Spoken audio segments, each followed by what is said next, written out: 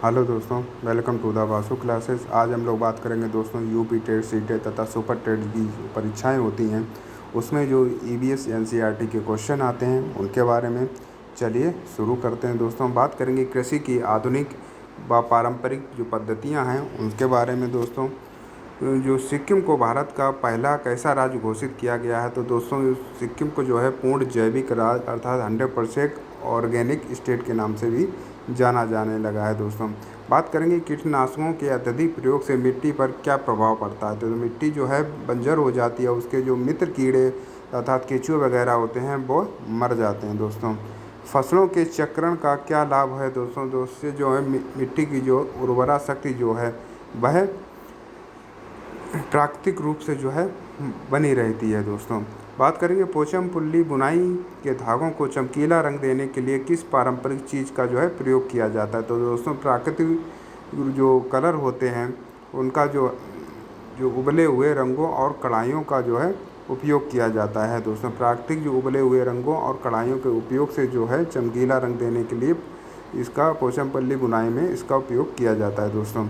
बात करेंगे मिजोरम में चेराव नृत्य कब आयोजित किया जाता है, तो दोस्तों जब फसल जो है पूरी तरह से पक जाती है, उसकी जो कटाई का काम पूरा हो जाता है, तब जो मिजोरम में चेराव नृत्य किया जाता है। ये भी आता है चेराव नृत्य कहाँ पर होता है, तो वह होता है दोस्तों मिजोरम में। केंचुए मिट्टी को उपजाऊ बनाने के अलावा पर्यावरण को कैसे बचाते हैं, तो दोस्तों वे कचरे को खाकर जो है बेहतरीन जैविक खाद को जो है बदल देते हैं दोस्तों।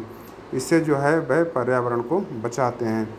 बात करेंगे सीटेट ईवीएस पेडागॉजी से रिलेटेड क्वेश्चन के बारे में दोस्तों। ईवीएस में एकीकृत दृष्टिकोण का क्या अर्थ होता है, तो दोस्तों विज्ञान और सामाजिक विज्ञान और पर्यावरण शिक्षा को एक साथ मिलाकर एक विषय के रूप में जो है पढ़ाना जो है एकीकृत दृष्टिकोण कहलाता है दोस्तों।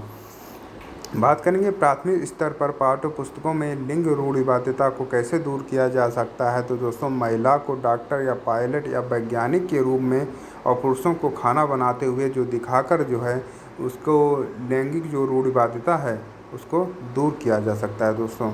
बात करेंगे एनसीएफ और एनईपी के अनुसार प्राथमिक कक्षाओं में मूल्यांकन का जो आधार होना चाहिए वह क्या होना चाहिए, तो दोस्तों निरंतर और व्यापक मूल्यांकन जिसको सीसीई बोला जाता है को बच्चे के दैनिक व्यवहार और गतिविधियों पर आधारित होना चाहिए।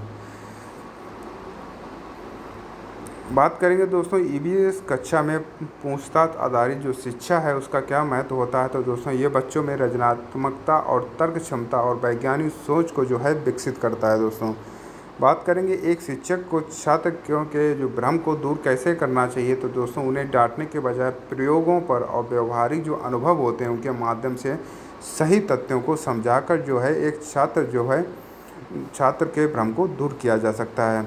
बात करेंगे सहयोगात्मक अधिगम का जो है ईवीएस में क्या लाभ होता है, तो दोस्तों बच्चे समूह में रहकर एक दूसरे के अनुभवों से तथा सामाजिक कौशल और टीम की भावना होती है उससे जो है सहयोगात्मक अधिगम से जो है वह अनुभव लेकर सीखते हैं दोस्तों। उससे उनके अंदर सामाजिक कौशल और टीम की जो भावना है वह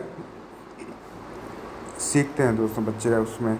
बात करेंगे ईवीएस में अधिगम के रूप में आकलन का क्या अर्थ होता है, तो दोस्तों छात्रों द्वारा स्वयं का जो मूल्यांकन अर्थात सेल्फ असेसमेंट जो करना जो है वह अधिगम के रूप में आकलन कहलाता है। बात करेंगे प्राथमिक स्तर पर मानचित्रण सिखाने से बच्चों में किस कौशल का विकास होता है, तो दोस्तों उससे जो है मानचित्र से बच्चों के अंदर दिशा और स्थान की दूरी को समझने की क्षमता जो है उनके अंदर विकसित होती है। यदि कोई बच्चा कक्षा में अपनी मातृभाषा में पर्यावरण के अनुभव साझा करता है तो शिक्षक को क्या करना चाहिए, तो उसकी भाषा का सम्मान करते हुए पूरी कक्षा को उसे सुनने के लिए जो है प्रोत्साहित करते रहना चाहिए दोस्तों। बात करेंगे ईवीएस शिक्षण में रोल प्ले आता नाटक जो है उसका उद्देश्य की बात की जाए तो बच्चों को किसी वास्तविक या सामाजिक या पर्यावरणीय समस्या को गहराई से महसूस कराना जो है वह रोल प्ले का कार्य होता है दोस्तों। बात करेंगे राष्ट्रीय शिक्षा नीति और नए प्रारूप पर आधारित जो क्वेश्चन होते हैं उनके बारे में दोस्तों।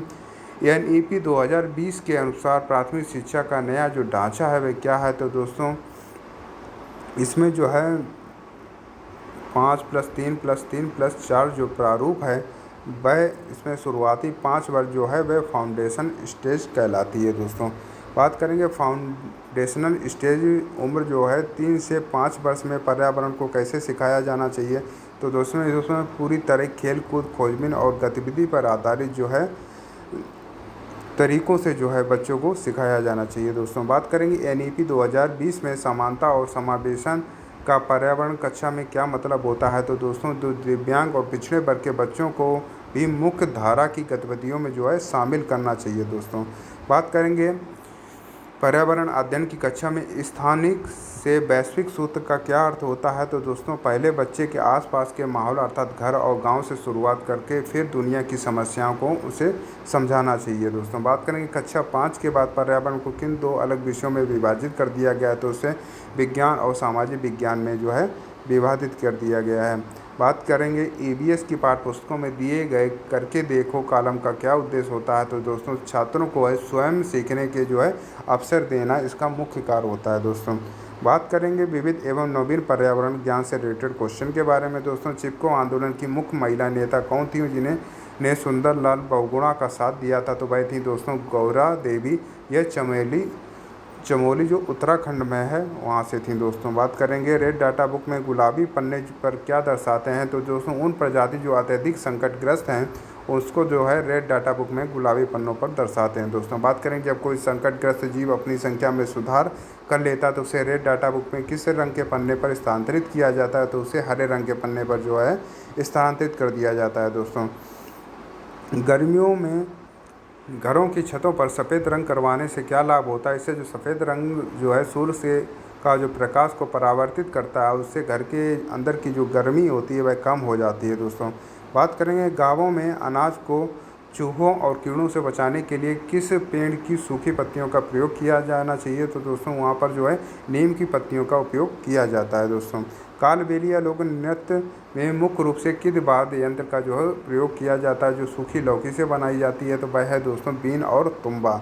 ये कालबेलिया जो लोग होते हैं वो नृत्य में इसका उपयोग करते हैं। दोस्तों बात करेंगे पेट के पाचक रस का मुख्य कार्य भोजन के किस घटक को तोड़ना होता है। तो दोस्तों प्रोटीन के अमीनो अम्ल को जो है तोड़ने का मुख्य कार्य होता है पाचक रस का। दोस्तों बात करेंगे पानी में रहने वाले पौधे जो होते हैं उनकी जो पत्तियां जो होती हैं सड़ती क्यों नहीं है। तो उनकी पत्तियों पर मोम जैसी एक पतली परत होती है जिससे जो है उनकी पत्तियां जो है सड़ती नहीं हैं।